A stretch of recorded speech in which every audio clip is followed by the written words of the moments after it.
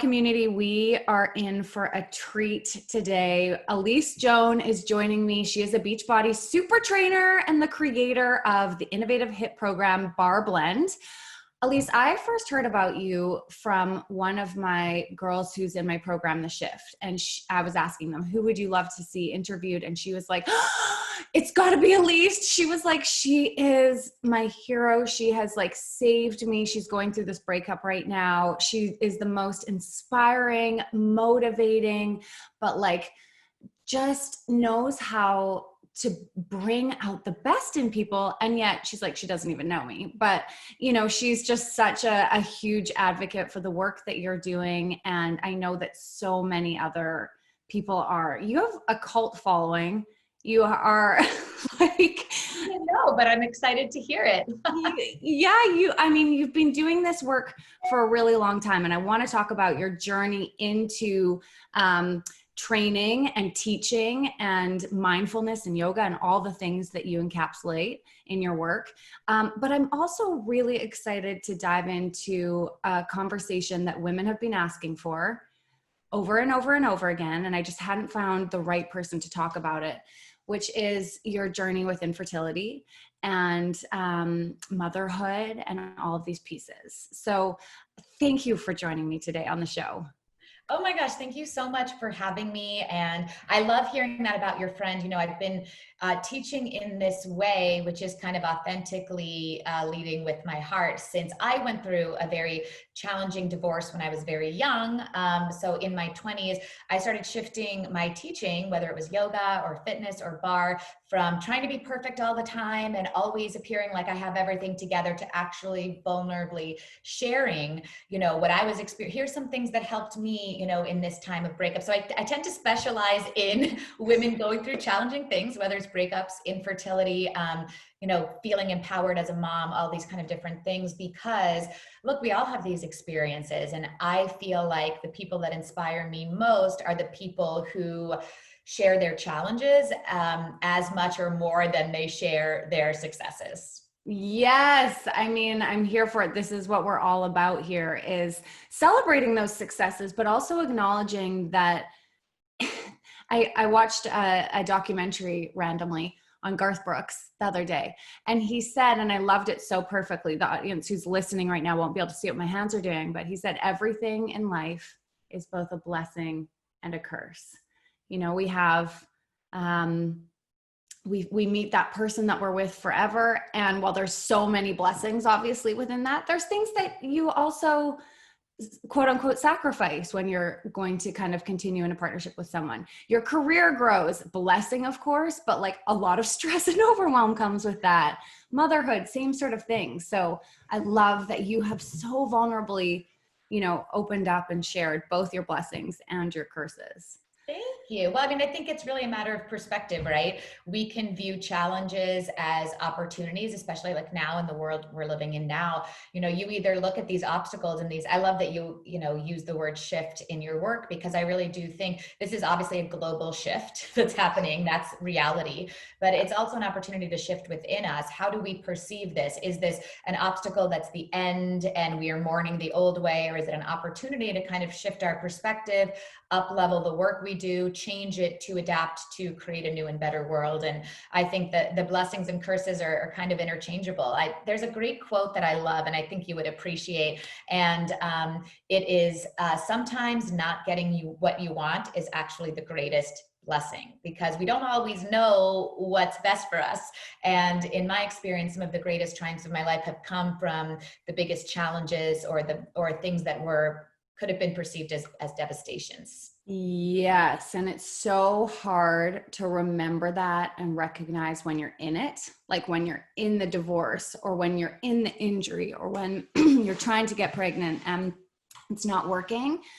But as you said, if you can remain strong and keep moving forward, that's how we get to that next piece. I absolutely love that. So talk to us a little bit about how you got to this place where you are now, where you do have this cult following. You have people who absolutely love and adore you. You are transforming lives and women's relationships with movement and exercise. Was this always the plan?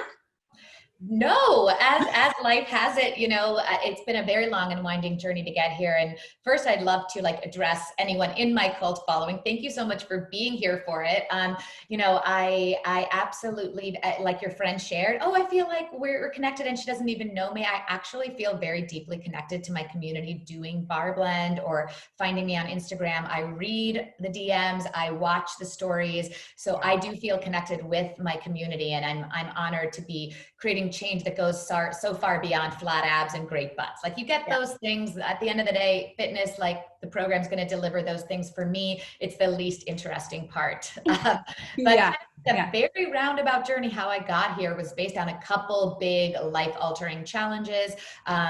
Just a little bit of a background. I was born in New York City. I love the vibrant electric energy of the city.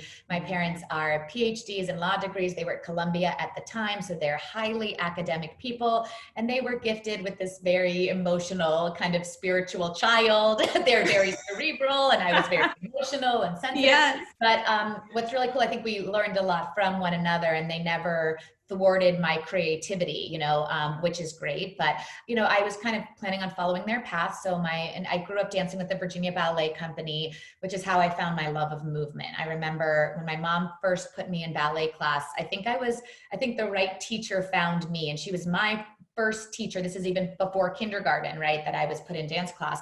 And I think, when it all comes down to it, it's one of the things that inspired me. She didn't start the class with teaching us first position and second position and third position and being, very balletic and regimented. She started class by turning on music and saying, express yourself.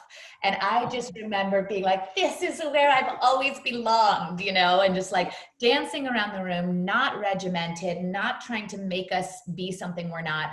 And I love that. And I think that's been at the heart of my life and my love of movement. So I did that. I never really had the body type or the flexibility to go into it professionally. I did dance with the Virginia Ballet Company in high school. A lot of them did go on professionally. I was pursuing my plan to go to medical school because, growing up in my family, like, if you finish after college, it's like dropping out after junior high, there's just which ongoing degree. And I landed at William and Mary, which has an amazing liberal arts program. And I auditioned for Guys and Dolls, which was the musical. And I fell in love even more with theater. And that's where I learned to sing. I learned different kinds of movement, different kinds of dance, which was very exciting. And I started having less and less excitement for moving on to the medical profession, though I always loved human anatomy, the biology and physiology of the body. Wasn't so much into the whole, like, let's go the dissecting cadavers route. So I kind of pivoted, informed my parents, I'm not going to be a doctor. Instead, I'm going to move to New York and be a Broadway star. So you can imagine, I was 21 years old when I graduated William and Mary, and my parents were like, you're going to move to New York and like everyone wants to be a star. Like, how is this going to happen? But they supported me, not financially. They're like, good luck with that, but emotionally, and I went to New York and I loved every moment of pounding the pavement and auditioning. I got some good breaks early on. My first was an off-Broadway musical called Smile, which interestingly enough was about a high school beauty pageant. And I played the winner of the beauty pageant, Sandra K. McAfee, which was hilarious because I'd only ever been kind of bullied in junior high school for being supremely nerdy with my braces and my glasses. So this was kind of like a moment where I'm like, oh, I'm beautiful, and other people think I'm beautiful. Isn't that an interesting dichotomy? But the other part of that was that the show is kind of about the emptiness of physical beauty if it's not accompanied by inner beauty, right? So this kind of theme always has kind of followed me along, and ended up having a great career in musical theater. I can maybe see behind me my poster of Anne Margaret. I did Best Little Whorehouse in Texas with Anne Margaret. I got to do Some Like It Hot with Tony Curtis. Got to doing Broadway tours, and it was awesome and I was so excited. This was like all I wanted since I was, could remember, just movement and dance. I didn't think it was really a career, but then in the middle of a show I was doing, I ended up really struggling vocally, went to the doctor and found out that I had a career-ending vocal injury, which was prenocular polyps that became vocal nodes. And in New York, and this is in the early 2000s or mid 2000s by now, you have to be a triple threat. There's no such thing as being just a dancer or just a singer. You have to be actor, singer, dancer, and there are 500 people or more who look just like you, equally or more talented, all going up for it. So in one doctor's visit, after that, I never performed on stage again. That was the end of my career. I was choosing between a very, very dangerous and precarious vocal surgery, which some people may know, if you know Julie Andrews, went through the surgery and really lost her speaking voice for a long time. It was very dangerous. So I decided to go the holistic route, which was 2 months complete vocal rest, which means I had to, if I wanted to go to Starbucks, I had to write on a whiteboard.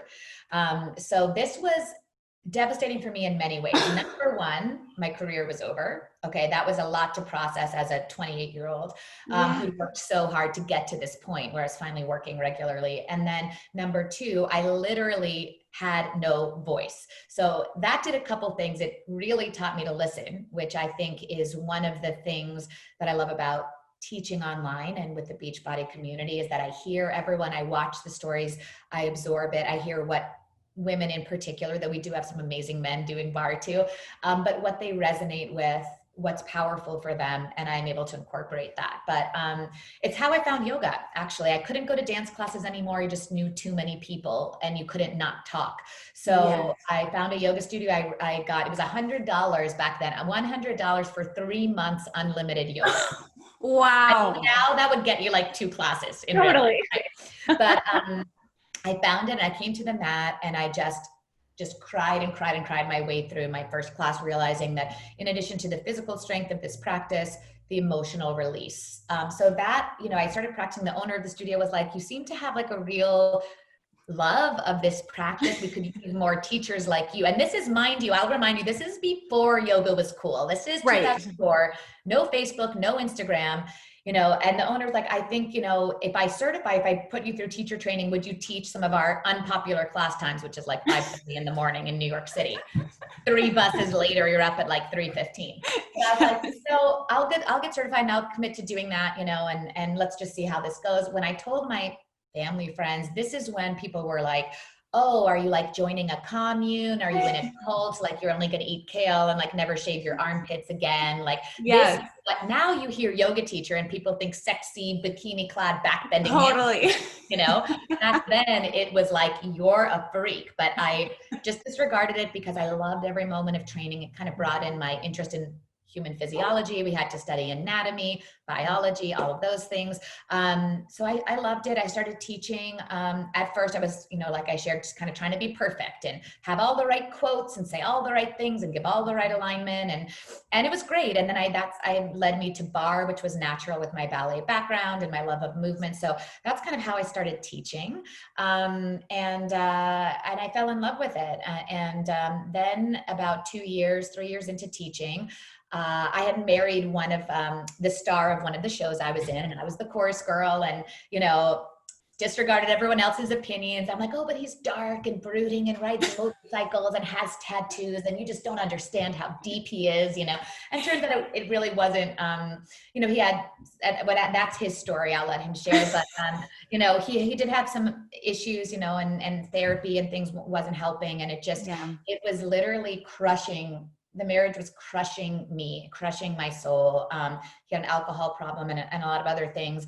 And so my first decision, the hardest thing is, do I, you know, I believe in commitment. I upheld all my vows. Do I stay in this because I should, or are we both going to sink? And I need to, you know, hold the chute. So, did that, lost everything financially, started over again at 30. That was very challenging. And I never missed a class. I like woke up it turns out about 6 months later when it really hit me, I went kind of on an exploratory eat, pray, love type trip around the world. It's like very basic, but that's what I did.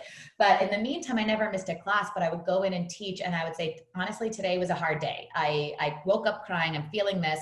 This is something that helped me. And that's kind of what started that journey. And, you know, then I taught, loved it, got discovered by Beachbody, did some work for Shape and other publications, Live Strong, found my home at Beachbody. I absolutely love it. I did the yoga programming for them.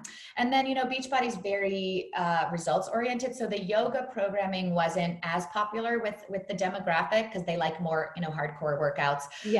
So I didn't really do much with Beachbody for about 3 or 4 years. And then I was like, okay, well, now might be a good time to have a baby. So that's kind of, when and I know we'll talk about it later, but, Yeah. I did all of the things, the acupuncture, the holistic approach, the changing the diet, the changing my workouts, like creating this safe space. At this point, I'm in my late 30s, and anyway, we ended up then finally, taking the steps that brought us to IVF, which did not work. And I was actually told after our first round of IVF that I was infertile, like that it wasn't like me doing it again was likely not to help. And it was nothing I did wrong. It's just, by this point I'm 40, it's, biological. It just wasn't happening. Wait, hold on. Are you telling me you're 40? You're 40. Oh, I'm 41 now, but or 42 now, but yeah. Oh my God. Thank you. For those who are listening right now, you can't see her. She looks like she's about 25. Oh, thank you. It's the joyfulness and the BarreBlend and all of that. Glowing. Thank you. Well, that's also the company, which is great, right? Like you bring out that energy. But right after that news, and that felt very devastating, and we'll talk about that later. And I didn't know that I would ever share it. I never told any of my friends I was going through the fertility. I barely told my sister and my sister-in-law because I didn't want the judgment. And I was sure it was going to work, and all of these things that we all make decisions. And anyway, that was another opportunity. I'm like, okay, I can let this like crush me and decide this is the end of my dreams, or I can do something. And what is that thing that I want to do? And I decided I could nurture in different ways. And that is creating really uplifting personal development and movement programs specifically designed for women and people who are interested in more than just the physique. So now I didn't know how to do this, so I figured I'd just do it on my own. So I just kind of started doing this, and then I got a call from Beachbody, from a producer, Lisa, who's amazing. And she's like, hey, my name's Lisa, I work for Beachbody, and I've gotten your name from a lot of people because we want to do a barre program, and I've heard that you might be the right person to talk to. And anyway, that evolved into literally giving birth to BarreBlend, which was the joy of my life. And then now on Monday, I'm actually launching, and a lot of people think this is interesting, and I think it's so miraculously life taking care of itself. I'm launching pre and postnatal BarreBlend, which is specifically designed for women going through this beautiful process. And I feel like it's the culmination of what I really want, which is to help other women shape the next generation. It's my way of paying it forward and realizing that, when one door closes, an amazing door opens. And it make me emotional a little bit. I tend to get emotional when I Me too. talk about these things, but just hearing what you're saying about your friend and hearing that from so many thousands of women experiencing empowerment, overcoming depression, battling through anxiety, getting out of abusive relationships, all of these things that BarreBlend helped them do. It really did. For me, that's worth all the 6-packs in the world, and they also have those, which may be part of the confidence, but I'm really excited about this new program and helping moms in particular feel their best. And I really believe, and this is so parallel with your work, that when we love ourselves, we more readily give. When you love yourself, you only want love for others. And when you experience joy and you're able to rise into that, you're able to share joy and inspire joy in others. And that's really kind of what these programs are about. I have full body goosebumps,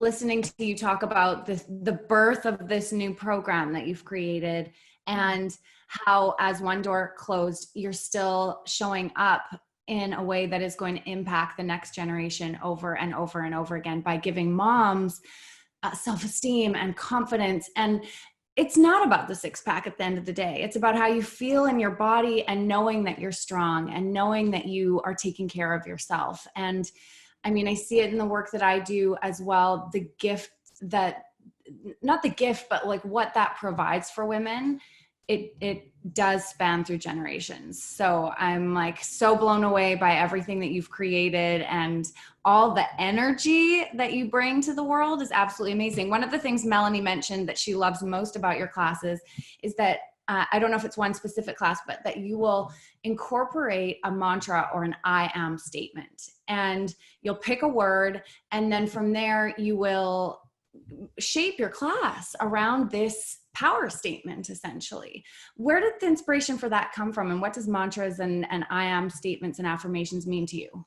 Yeah, so much. I actually, when I was going through my divorce, I really got I was reading a lot. I'm an avid reader in general, but I was reading Louise Hay, and she has this affirmation practice. So I was probably about 30. And I thought it was so ridiculous at first, but you're supposed to find an affirmation that speaks to you and look into the mirror and say an I am statement over and over and over every day for at least 5 minutes until you believe it. And on mine at the time was, I am courageous. I am courageous. I am courageous. And at any rate, at first I felt so ridiculous. I'm like, I can't believe I'm like looking in the mirror and talking to myself, but eventually it permeates your being. And so as your friend was talking about, yes, that I created a motivation deck of affirmation cards. I actually have them here conveniently because I still do them I didn't even know we were going to talk about this, but like I have all of them here. There's Beautiful. 60 of them. It's a 60-day program. And basically what I did in creating them, and that's every single class in BarreBlend, starts with an affirmation, one from the deck. And there are days that I choose it very conscientiously, like on a core day, we choose I am centered. But there are days when I have someone in the cast or one of the camera crew, feel something, have the deck, ask the deck something, pick a card, and then on the fly, we'll teach the class on camera. Because I don't use scripts. I don't use scripts. I don't use notes. I don't use bullet points. I'm so familiar with the program I created, and I have such an amazing team of people helping me practice it, run the test groups for it, so that when the cameras roll, I'm just able to be, and I don't see lights and I don't see crew. I see the woman at home, the man at home who what do they need to hear to believe in this affirmation? So BarreBlend actually comes with that affirmation deck. And I love that your friend Melanie resonates with that, because for me, it's just everything. I did one today this morning before coming on here, and the affirmation was, I am forgiving. And this is my 6th round doing the program. So I did test group, and then I filmed it. And then of course, all the creation process before that, and then 5 full rounds with my people since it launched in January. Because like, look, I'm in quarantine. I'm eating a bunch of stuff that's not what you would expect. In fact, like a couple nights ago, I'm embarrassed to say, but I try to keep it real. I ordered Taco Bell. I had a weak moment Great. at like 9 p.m. But the thing is, You're human.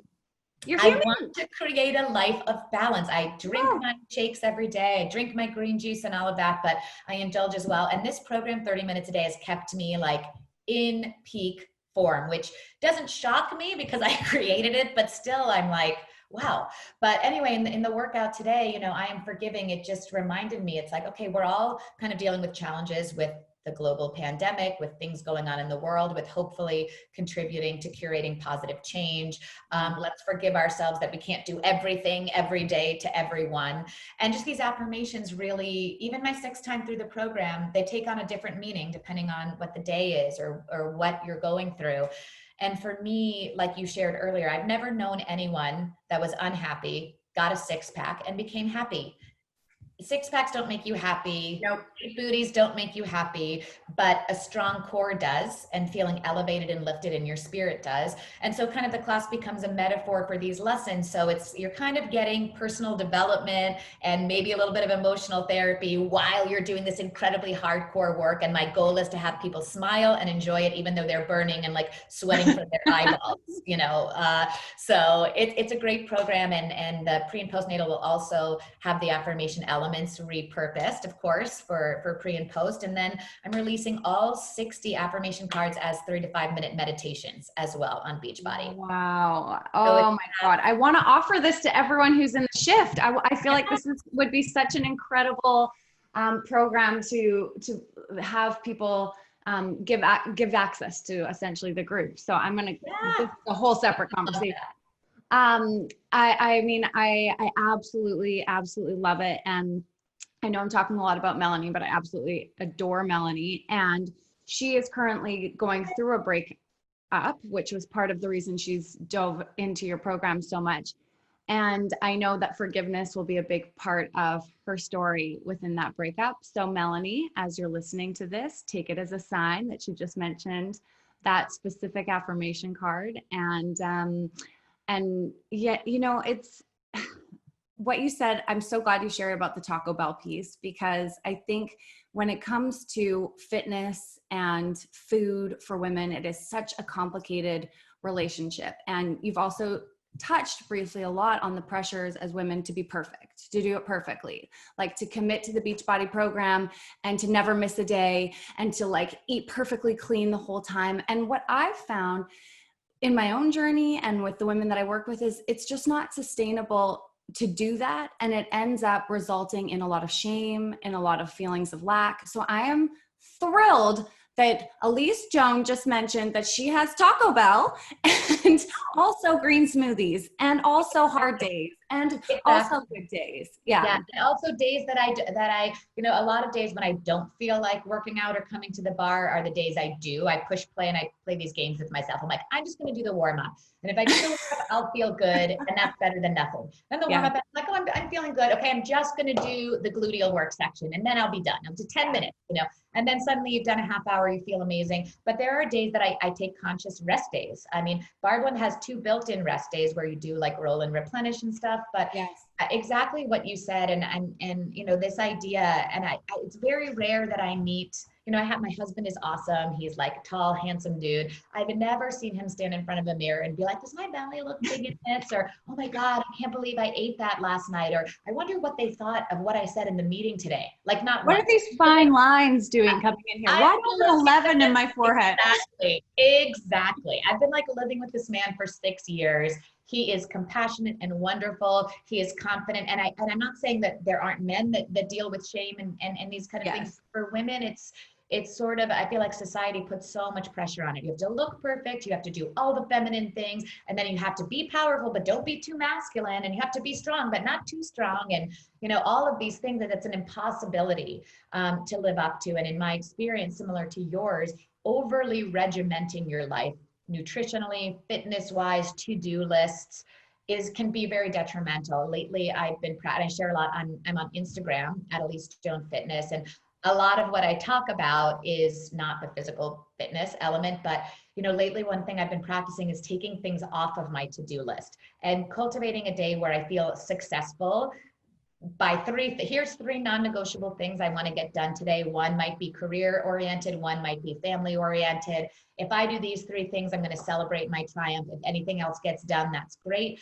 But I think once we start to love ourselves as we are, even while we're evolving, that can be tricky to navigate, right? Because we all want to say, oh, well, if I love myself or if I'm happy with myself, then doesn't that mean I become complacent? No, it means that we're all growing, we're all learning. I haven't made it through a day without making mistakes or falling down or accidentally upsetting someone, and you can either ruminate on it and let it make you feel like a failure, or you just know that's part of life. I forgive myself, I love myself, and I move forward with the best intentions. But just because I want to lose 10 pounds doesn't mean that I can't love my body and shouldn't love my body as it is. As you may have seen in my before and after pictures, I gained a lot of weight during fertility treatments. The first part of the weight was intentional because when you are, and this is something the BarreBlend pre and postnatal and BarreBlend proper are great for women trying to conceive, because a lot of overworking out puts your body in good stress, but your body thinks, oh,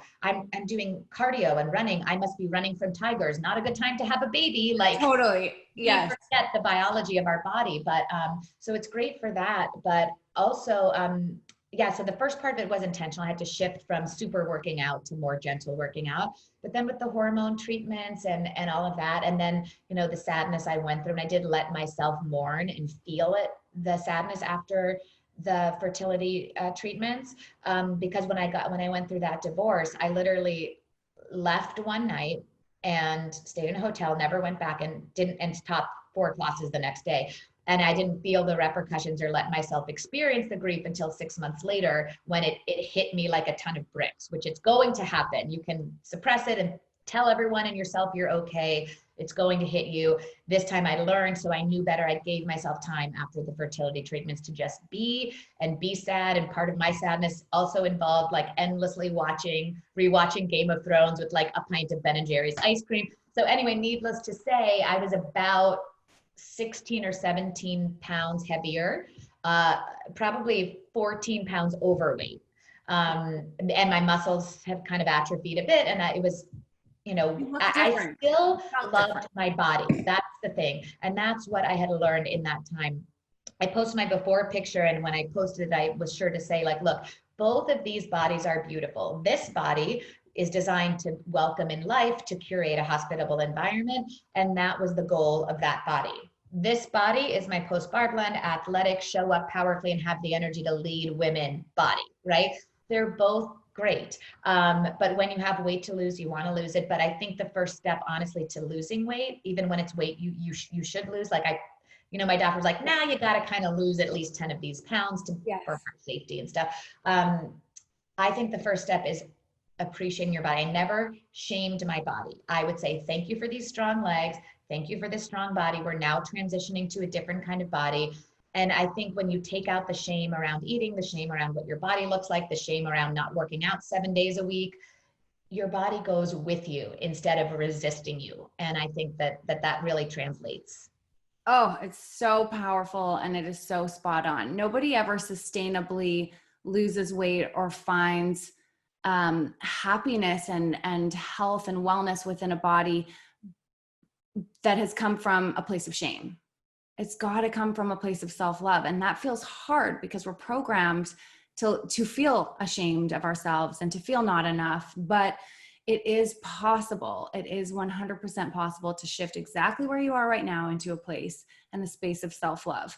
Before we dive into your fertility journey, because I have so many questions there, I just want to touch on a couple of really common sort of mindset pieces that I hear from women in regards to moving their body and exercising. And I want to put a disclaimer out there right now that for me, I believe that we've been taught that exercise has to look a very specific way. 1 hour, 6 times a week, you've got to be dripping with sweat. Like you've got to be moving the whole time and wanting to barf by the end of it.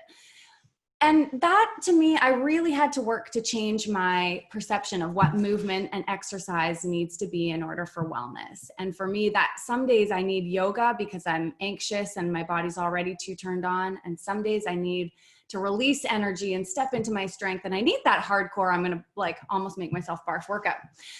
But I think that there are so many sort of mindset games that women have to deal with in regards to healing their relationship with movement and exercise. One of the most common things I hear is, I don't feel confident enough to do that class, to go to the gym yet. I need to walk and run by myself and do at-home workouts by myself before I join any of those things because I'm too ashamed. What are your thoughts for a woman who's at that stage? Yeah, I mean, I think I have a lot of thoughts around it. And this is one of the reasons I'm really passionate about at-home online workouts and creating them. You know, I started teaching at Equinox, which is like the sexiest gym in the world, in Santa Monica, which is the sexiest location of Equinox in the world. It is exclusive. Everyone there is perfect looking. No one walks in an outfit that's cost less than $200. I'm rolling in my like Old Navy pants and, so I've been in both worlds and I love that world. Equinox is great. You know, you get to work with people in person, but my passion is really that woman you're talking about. And I think that's one of the amazing things about at-home workouts, and Beachbody has so many, but is that it gives you the opportunity to practice the self-confidence in your own home, practice the movements. Yoga in particular can be challenging for your first time to go to a live class because a lot of it is upside down. You're in down dog, you're in forward folds. So you would need to like look around and see it. And there's something beautiful about that. But there's also something that's, you want to lose the shame because you're amazing. If you're 20 pounds overweight, 50 pounds overweight, can't touch your toes. If you're going to any studio or gym of value, to any teacher of value, they're going to make you feel amazing. Now, that being said, unfortunately, just like in any profession, there's great teachers and there's not great teachers. And a lot of people, their first experience, a teacher is judgmental or critical or adversarial, and they never go back. And I think that's really challenging. I hear stories like that. But I think working out at home is a great way to start to move your body, get comfortable with some of these moves, and then, develop the confidence you need to go into a gym. Now, of course, with gyms closing, there's not a lot of opportunity to be out in the gym. So home workouts take on a new importance. But I think that's that woman that you're describing. There's 3 women I have in mind, 3 archetypes. And I love that you talk about your friend Melanie so much because really Melanie just represents a woman, right? There's probably 150 trillion women who can relate to Melanie, who are going through breakups, working on forgiving their ex and forgiving themselves and all of these things, right? Yes. But so the three women, and this is why in BarreBlend, there's three distinct levels. There's a modifier, and I built the program around the modifier, the mid-level, and then the intensifier. So the modifier, who is that? The modifier is my mom who's 70 and has had hip pain her whole life until doing this program, and her physical therapist is like, what have you been doing the past 6 weeks? It's better. You've made more improvements than the past several years of physical therapy. Okay. It's that woman you're talking about who doesn't feel confident, maybe can't touch her toes, definitely doesn't know the proper alignment for a squat or a plie or a push-up. I've got her covered. I cast in BarreBlend and in BarreBlend pre and postnatal the most aspirational person I could find as the modifier. In BarreBlend, it's this woman, Alessandra. She is maybe 26 years old. She is gorgeous. She is a professional dancer. She lost a ton of weight rocking the modifications. She makes you feel amazing modifying. It's one of the best feedback I get, that I feel so strong when I modify. So those women, I've got them. I want them to come to BarreBlend. The affirmations, the feeling good, the support, they're like, hey, if you do one push-up on your knees today, what a great thing to celebrate. Right? Then we've got the mid-level. That's me, and that's, you know, Melanie, and probably people who have experience with fitness, want to get fit, want that sweat and burn, right? And then I have the intensifier, who's the you on the day you want to barf, where if you just want to like jump around and like work out, get your heart rate up till you puke, then you go with Jean. She's our professional dancer intensifier. We have a few. It's so intense actually that I had to hire 4 additional cast members to intensify because none of them could do it 2 days in a row. True story. Oh my, okay, just to clarify, this is not me. Yeah, they're all 20 years younger than me, right? So they're like in their 20s, gorgeous women, and still needed days off, right? So the intensified versions are really to explore once in a while, or maybe like the last 4 reps of something. I'll be honest, I got all of my results in the modified and mid-level options. So they're very effective. So I would say to that woman you're talking about, find a teacher that inspires you, find a kind of movement you enjoy. Like I've tried all kinds of physical workouts. I've taught Schwinn cycling. I never loved cycling. I'm like, oh, my hip flexors, it's just not, it wasn't for me. Some people love cycling. So you find what you love. There's so many valuable kinds of movement. Move your body, find something you enjoy, find a community of people online or a cast of people that you resonate with, and just practice having fun. You're in your home. Who cares if you're going the wrong way? Who cares if you're not on the tempo? Nobody's watching you but you know? Totally. I love it. Okay. The next one I have is I don't have time, like between the kids and COVID and meal prep and work and getting to the office, and my boss needs me here, and I'm taking this extra course. Like I can't fit movement in. I want to, but I can't. Yeah, this is the one excuse that I just don't buy. Okay. I work with moms. I mean, I have friends and BarreBlenders who have triplets, newborns, a career. They're the CEO of their own company. Their husband works, or they're single moms. There is no way that you cannot curate time. You need to wake up 20 minutes. And here's what's great about home workouts. There's no commute.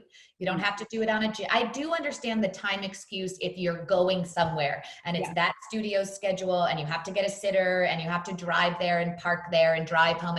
And then at, a 1 hour, and you have to work out for an hour, and that's a 3.5 hour process. At BarreBlend, you wake up, you press play, 28 minutes later, you're done. You've got your cardio, you've got your strength, you've got all of that. Wake up 20 minutes earlier, 30 minutes earlier, find the time and curate the time. Like you have to put I always say that the time you spend doing BarreBlend is given back to you in at least 3-fold, meaning that 30 minutes is going to give you more energy, more presence with your kids, more patience. So you're going to save time in arguing with your kids. You're going to save time arguing with your partner. You're going to save time, all of those thoughts that criticize yourself. How many times a day, if you don't work out in the morning, or you're not going to work out in the evening, do you spend criticizing and belittling yourself for not working out? Just work out. You spend more than 30 minutes in those thoughts, but you do have to curate the time. I'm also busy, and it's my life. So working out is part of my job. So I'm not really a great example, but when I need to prioritize something, and sometimes it's just me time when my husband's still asleep, I set my alarm 30 minutes earlier. I go to sleep. I do a meditation so I can fall asleep well. You know, I set myself up for sleeping success. And there's a lot of ways to do that BarreBlend can help with too. And then you have to curate the time. No one has the time. You have to make the time, and you are worth that investment, especially in BarreBlend, because you feel good. It supports immunity. It supports lymphatic health. It supports all of the internal hormonal health, lowering cortisol levels, all of these things that will make you feel so much better in your day. You'll feel like you got an extra hour and a half. I completely agree. And it is setting aside that time intentionally and putting yourself higher on the list of to-dos at the end of the day. Well, we are so good as women at taking care of everyone else and putting ourselves dead last. And so, I mean, I think that one of the things with movement and exercise is that while you're doing it, it can feel hard and it can feel challenging. And so we use our lack of time or resources it's a bit of an excuse to avoid that discomfort that is required. But we have to remember that at the end, after it's done, we will feel so good. It's a little bit of short-term pain for long-term gain. And the reality is, as soon as you're done the warm-up, like you're having fun and it's hard, but you're also like feeling good and you're there and you're in it, and then it's over. And then it's over. That's exactly right. And how great you feel after for the next 23 and a half hours of your day is completely worth. And, you know, it's like with everything, you know, there's that very famous saying, if it doesn't challenge you, it doesn't change you. I'm not going to sit here and tell you that BarreBlend is not going to challenge you. You're going to get uncomfortable. Your legs are going to shake. You're going to sweat. You're going to need a shower afterwards, you know. But these are things that are important, I think. And I think another one of the feedback people give me is that they feel so strong doing this, that it has helped. Like I got an email the other day from a woman, again, who I've never met, but is doing BarreBlend, who said, BarreBlend helped me land my dream job. And I was like, wow, what a great introduction. And it's all about, she felt empowered. She's like, if I can do the narrow V and breathe through the shaking legs, I know I can do hard things. Now, after 60 days, I know my worth. I went into the interview with confidence. I went in as a totally different person than she was 60 days ago. These are things that doing BarreBlend, which I think is a very unique program out there because it's athletic. You can make it as accessible or as challenging as you want it to be based on the unique levels. It's fun and it will help you in all these other areas like you just said. And I think that that's always a worthwhile investment in your kids or your family or whatever you are prioritizing, is investing in yourself. Yes. Okay. The third objection that I hear is this deep-rooted, it's often not at the surface, fear of failing. Fear that I'll do BarreBlend and I still won't have the confidence. I'll do BarreBlend and I won't stick with it. I'll do BarreBlend and my body won't change. And I think that this one is the one ultimately that sabotages the most women's commitment and ability to even try really starting a movement or exercise routine. That is, I agree. It is that the fear of failing is intense, and that all goes back to the mindset. You know, and there's another famous saying, right? And these are like very cliched sayings, but they're cliched for a reason. And it's, if you think you can or you think you can't, you're right. So if you create the mindset going into a program, oh, my body's not going to change, I'm going to hate this, it's going to be so hard, then you're inviting that, because where we give our energy and attention, we give power. That's where affirmations come in. It changes the chemistry of our brain. That's why the meditations I'm doing for the affirmations, they're only 3 to 5 minutes. You don't need long. You don't need 30 minutes of positive self-talk before you enter I'm going to give you 30 minutes of positive self-talk during the workout. I'm going to make the best possible use of your time, but you have to go into it with an open mindset. You have to tell yourself, I've got this. This is going to change my body. I am able to move through discomfort. I am going to love this. And I say that in when we're doing it, there are things, I call it the arm party, because if you call it a party, people go into it, oh my gosh, this is going to be so fun. Then when their shoulders burn and their thighs burn and their biceps burn, they're like, oh my gosh, I can't hold my arms up. They don't know because I've told them it's a party, and their mindset dictates their idea about it. And I think that's just a great metaphor for everything, whether it's workouts, if you go into a job interview thinking, oh, I'm never going to get this job. Look at all these people in the waiting room. They're probably more all of that energy you're giving power to, and that is creating your reality. So you need to create a different reality, and it starts with your mindset, and BarreBlend has the tools to help you with that as well. Amazing. Okay. Slightly switching gears, but in line with mindset, I would love to talk about your journey with your fertility journey, and the mindset struggle that is. I mean, I've got right now a few girls in the program who are going through IVF, who have experienced a miscarriage. I personally had 2 miscarriages in between James and Brooklyn. It is something that most women at some point will go through, whether that's fertility struggles, infertility, miscarriage, and yet it's not talked about that much. As you said, it sounds like you went through years of not talking about your experience because it's so hard. Yeah, that's exactly right. And there's a lot of pressure on women, right? And, I didn't meet Nolan, my husband now, who's amazing and has completely repurposed my whole view of marriage, compared to my last one. But I didn't meet him until I was in my second half of my 30s. So, but, there's always judgment. There's always other people being like, well, why haven't you had kids? Or you waited too long, or I bet you prioritized your career. There's judgment all the time. Nobody knows the journey someone else is going through. But yeah, and here was my breaking point about deciding to share it or not. And I did check with Nolan, my husband, because it's his story too, and he's a very private person. I am more comfortable sharing, right? Yeah. But when I was going through it, I didn't see a lot of women speaking out about it. There were not a lot of women talking about, I think now it's becoming a little bit more, people are sharing, and now we know how common miscarriages are and how they don't mean the end of your fertility, and how there are things you can do, and the beauty of adoption, and all of these things. But I remember feeling pretty alone, and thinking, and so when I talked with Nolan about possibly sharing it, I just was thinking, there's so many women out there who may also feel shame around this, who may also feel like, and I had all these feelings. Well, Nolan's younger than me. If he found someone younger, he could have kids. Or what's wrong with me that I'm, I'm old, my body is like, I started going down the downward spiral of thoughts. It's not just because I do the work doesn't mean I'm immune to the backward spiral. You have to keep doing the work. I'll keep doing the work. But I decided to share, and Nolan ultimately, like right away, when I was sharing, supported it, which is that I didn't want women to feel alone. I didn't want them to feel less than. There are a lot of women who are struggling with infertility, and maybe having their own child is not in the cards for them. And there are other ways that you can nurture and come alive. But I felt it was scary to share, because at first, I felt very powerful outward messaging my age. I had spent many years in this career where, and this is why I love Beachbody so much. They're looking for the most qualified, capable people. They never, when all the other jobs that I was not getting in between yoga and Beachbody, the questions people ask me: how many Instagram followers do you have? Well, how old are you? And they're, oh, well, you're going to have to pretend to be much younger. And just like none of it, I'm like, nope, that's not for me.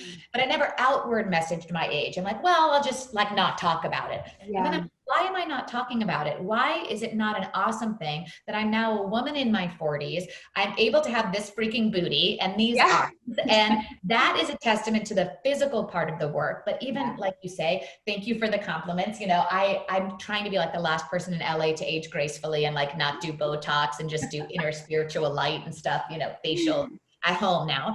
But I think so much of that youthfulness is the inner work and the healthy movement of the body. But once I started sharing that I'm a woman in my 40s, I've gone through this fertility journey. This does not mean my life is over. In fact, I feel like my life is just beginning and getting better and better each year. I had much less stress around turning 40 than I did around turning 30. Right. But in sharing that, and with the women you're working with, or any woman out there struggling, I didn't want any of them to feel alone, or like this somehow ends their femininity. Because I think, even women going through menopause who maybe aren't trying to have kids, but are going through that change, or women, surviving breast cancer who need mastectomies. There's a lot of things out there that could tempt us into feeling out of our femininity. Like I had those feelings. Am I of no worth? Like I can't reproduce? How am I even like allowed to call myself a woman? Like those were dark moments, right? But they were moments that were there. And I'm gonna get emotional again, but I thought like, if I'm having these moments and these feelings and I've done this work and I know that it's not right, you know, even though I'm thinking it, I know in my heart that's not my truth. How many other women must feel this to the point where they can't function? You know, because I had a couple of weeks where I like did not get out of bed, and Nolan would come in and he'd be like, okay, today we're taking a shower. And that's what we're doing today. We're getting out of bed.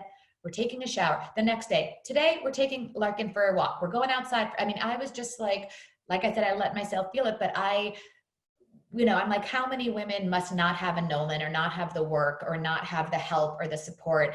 And if I could be that for like one woman, wouldn't it be worth it? But if I could be that for many thousands of women or hundreds of women, or to meet and chat with women like you who deal with hundreds and thousands of women, then we can all rise into this idea that being a woman is individual and unique to each of us, and our path in nurturing and motherhood and femininity is unique to each of us, and there's no wrong way. And the doors that close almost always lead to something better than we could have imagined. Because honestly, as much as I would love to have a baby right now, I love what I'm doing even more. I feel so fulfilled. And that is the honest truth. Like, I feel like everything unfolded as it's meant to for me. And that makes me feel good. And I hope that other women struggling with this know that everything's working in your favor one way or the other. Yeah. I mean, you obviously went into this experience with some tools to support your overall wellness and your mindset. And I think, you know, any of us who have done work and gathered tools, whether it's therapy or mantras or yoga or, I mean, there's hundreds, right? But it doesn't make you immune from the struggle. It doesn't make you immune from the dark days. You simply have to pull your tools out and practice using them again, right? You simply have to practice what you preach and actually use them. When you were going through the fertility treatments and IVF at first, were you finding that you were able to remain quite hopeful, or was that part of the struggle? No, I was like ridiculously overconfident. I was convinced, because I had a lot of follicles, right? So this is where it gets like more scientific, but I had a ton of follicles producing a ton of eggs. So my doc, and you're young, young, but like, you know, there are women mid-40s going through this, you know. You have so everyone was very positive. There's no reason this wouldn't work. I'm sure we're going to get two. I'm going to have twins. I'm picking out names. I'm thinking all of these things. I'm planning my whole life. So this is like both a blessing and a curse, right? Because I think it's the way I want to live, and it's what I choose. When I do something, it's the mindset. If I had the mindset, oh my God, this isn't going to work. Oh my gosh, I'm worried. Stress, not good. Right. Yeah. And that's one of the things that I think in this pre and postnatal program, keeping that positivity, I call it joying for two, right? That's what you're doing when you're doing this. But I was very hopeful, and Nolan, you know, I would get upset with him sometimes because he was just he's more even keeled, which is sometimes he's like, what are the statistics here? And we've got to like keep our feet on the ground and like, and was trying to protect me from. But I think that's partly why the crash for me, when I heard the news, I like didn't believe it. I'm like, no, I think you must have read you must have the wrong person's file. Like, no, and I was just like, no, so there's a mistake. Like it just took, and he had to like hug me and until I like burst out into tears, because it hadn't even occurred to me that it wouldn't work.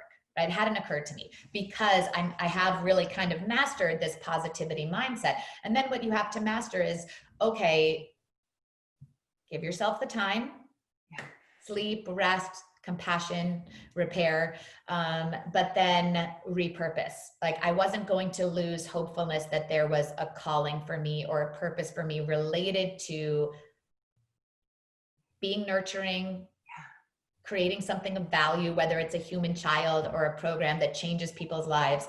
I knew I had the capacity to create something. And if it wasn't a child, like when I let go and said, I'm going to do my own creating, that's when the big opportunity came, the call from Beachbody. And so I think for me, the worry beforehand wasn't really part of my journey, which made it both challenging and good. But it's hard. The hormones are very hard. You get and I mean, I'm an emotional person anyway. So you can imagine injecting myself 4 times a night with hormones. Yes. Yeah. It's not the best, and everything feels heightened and everything feels deeper. And that includes the feelings of loss afterwards too. And when you're in that stage as well, I mean, I've heard countless times your body does change and evolve. And so not only are you like dealing with the fact that this baby's maybe not going to be born in the natural way that you were expecting or that you had envisioned for yourself. Now your body's changing earlier than before, and there's no guarantee that there's going to be a baby involved. And so I know for many women, that part is really challenging as well. In addition to the hormones, you mentioned that you always sort of maintained this space of love for your body and appreciation and compassion for your body. Was that as simple as the mantras or any other tips? No, it's more complicated. I didn't even realize really, I had a photo shoot for something the day I got the call from Beachbody, which was at the height of, I had just kind of emerged from this. I was just starting to like kind of get back to movement, very slow. I mean, a slow progression back to movement. And I had a photo shoot for something, and it wasn't until I saw the photos. We did one thing where, and it's the picture I put as my before picture because it's the one that most exemplifies. Like, I was like looking over my shoulder, and when I saw these proofs, I was like, oh my God, like I just felt, I'm like, oh, my boobs are big. I feel voluptuous and feminine and amazing. And then as soon as I saw the picture, I invited myself into criticism because I was used to seeing myself in pictures and at, where I normally am, which is reasonably fit, or when I'm super fit, Yeah. So it's not as simple as mantras. No, I wouldn't say that. I think it was, that was a little alarming to me. I'm like, oh, I didn't, this is not how I saw myself. And so then I'm like, but why am I going to let that impact my feeling of myself? Right. So, I did notice that I wasn't like, I mean, I only wear leggings and stretchy pants, right? So like you can literally gain 17 pounds and still wear all the same clothes you're wearing before, right? Because they're leggings. Yes. But so I think the mantras were a huge part of that. Also realizing, kind of the previous work that I'd done leading up to it. But I think the other part of it is also that I was, once I started eating healthy again, and I don't mean perfect, I'm never a perfect eater. I would say I'm 80-20. 80% of the time, I always do water first. This is one of our Beachbody programs, is the 2B mindset, and it's about intuitive eating. That's pretty much what I do. I listen to my body, and you can't listen to your body if it's bombarded with sugar and processed foods. You have to cut those out for a little bit to like hear, but water first, veggies most is what they say. So when I'm hungry, I'll fill up on those things. I eat lean proteins, a lot of healthy fats, which I think is super key for women who want to lose weight and be fit, is not eliminating fat, which is a huge mistake most women make. Eating healthy fats helps your body get rid of stored fat. Yes. But once I, 80-20, and then 20% of the time I have a glass of wine or 2, I have Taco Bell, I have spaghetti bolognese is like my favorite. I make it so it's at least high quality ingredients. But anyway, 80-20 is maybe when I'm filming and I need so much energy, I'm like 90-10, 10% of the time indulgence, 90% of the time really on point. But once I started kind of cutting out the nightly Ben and Jerry's and the wine, because, I hadn't been drinking for like 6 months before. I'm not a big drinker anyway. But when I cut that out and started eating healthy again, that sends messages to your brain that you're healthy. So it's just kind of like, if you're eating well and moving your body. And like I said, I went slowly. BarreBlend is that's all I was doing, because I'd gotten the call that day. And then I started at work creating the program. So I didn't lift heavy weights. I didn't go running. I didn't do treadmills. I didn't do weird suits that make you sweat or anything like that. Just BarreBlend and just like 20 minutes a day, modified and mid-level options, because I respected my body enough to do it right. And but I think that's, again, cultivating healthy habits. We say a lot in fitness and in life. I think discipline is everything. But you have to create these healthy habits, because No one wakes up every day just dying to work out. But when it's become a part of your routine, like nobody thinks anymore about brushing your teeth when you wake up and brushing your teeth when you go to sleep. It's just something you've done your whole life, so you do it. And it's an investment in your health and will save you thousands of dollars in root canals, right? So it's the same with fitness. It's the same with body positivity. I wake up, I don't own a scale. I did get a fit tracker scale once, but only because it measures body fat and body composition and different things. But I never step on scales. I don't believe in them. And I don't look at like numbers of calories burned on devices. I listen to my body and I move as I feel. But again, this is from like 20 years of kind of discipline. So it's just was easy to get back to, but you always have to start somewhere. And it's not easy when you start. They say it takes 21 days, and some people even say 30 or 48 days to create a new habit. And the first 21 days or 30 days are going to be very uncomfortable. You're going to say things like, I don't have time. This is hard. My muscles are sore the next day. Whatever your excuse is going to be, it's so much easier to make excuses. It's going to be very challenging because you're essentially cultivating a brand new habit. But then day 31 or day 49, you're like, I look forward to moving my body and I actually enjoy healthy foods. And if I miss it, or if I spend too much time having like all the processed food and all the takeout, I don't feel well after. That's the thing. If you start my best. Exactly. That's the biggest payoff. If you stop worrying about a number on a scale, when you do that, your body's just resisting you. When you think about, I have more energy, I'm sleeping better, I'm kinder to my husband, I'm more patient with that's all things, they call it, I read a book, it's actually up here, called The Mood Cure. Yes. Which is amazing because we're in a culture where so many people prescribe, medicines, and a lot of people need them. There's very real issues that people need medication for, of course. But this talks about the food you put in the body, the way you move your body, how it can improve your mood drastically in less than 3 weeks. Yes, I love that. I'm all about that. And I think, I'm so glad you touched on this piece in regards to the medication and the workout and meal planning and the foods that you're eating, because I think it is so important to note that for some people there is underlying reasons why, and anxieties and depression and things, where they're going to need that medication in order to allow them to tap into the movement and the food and all of these other great tools.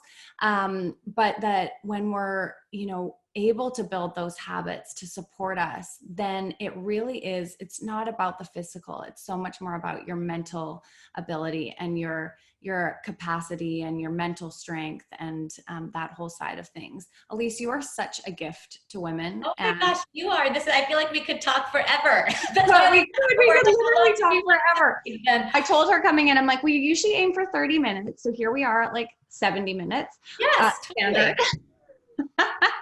I could talk to you forever. I'm so in awe of everything that you've created, your beautiful mindset. I'm so thankful that you're sharing your vulnerable moments and that it's not all perfect over there, because perfection doesn't exist. And when we can just like get real and honest with each other, then I think that's and let's enjoy our lives. I feel like a lot of people, I think, are taught that this life is for suffering and you have to constantly make sacrifices. And yes, you have to make sacrifices. Yes, there's going to be challenges, but how much you choose to suffer from it versus how much you choose to repurpose and adapt, that's kind of up to us. And I really feel like this life is meant to be enjoyed. And if we stop seeking perfection, we start enjoying the moments, because every moment spent in self-criticism is a moment you're robbing yourself and your family of your truth and your joy. Oh, preach it, sister. Where can people find you if they would like to know more about you? And of course, obviously I've got to try BarreBlend now. I'm dying to try it. I'm like, get me off this interview so I could just try it.